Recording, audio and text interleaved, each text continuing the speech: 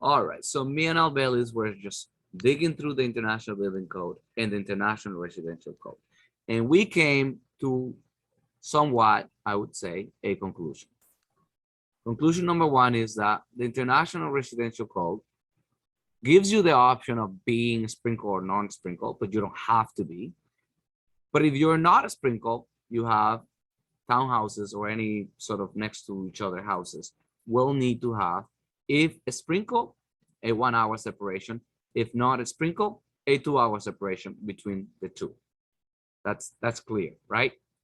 So that's what we need to have for any sort of a townhouse, which is one, and it's just one building, one residence next to the other. It cannot be more than two, by the way. It says townhouses, but it cannot be more than two. It's only two, because if it goes to three, it's driven by the IBC.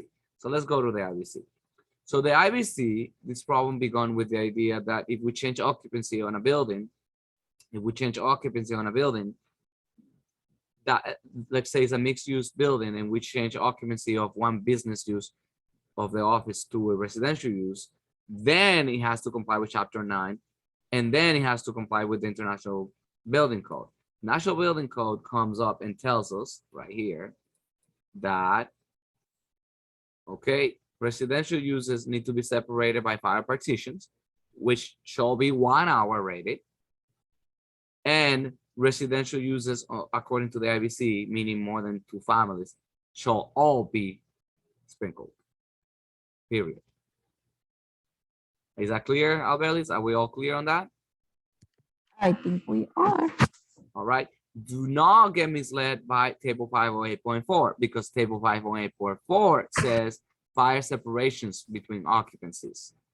It's not where the sprinkle requirements is triggered. The sprinkle requirements triggered by the sheer fact that you are more than 2 families. Any building with more than 2 families must be a sprinkle. IBC. Any building that is just 1 and 2 family does not have to be a sprinkle, but if it's not, it needs to be 2 hours separated, right? That's it. That's the end of it. I think that's where we get it.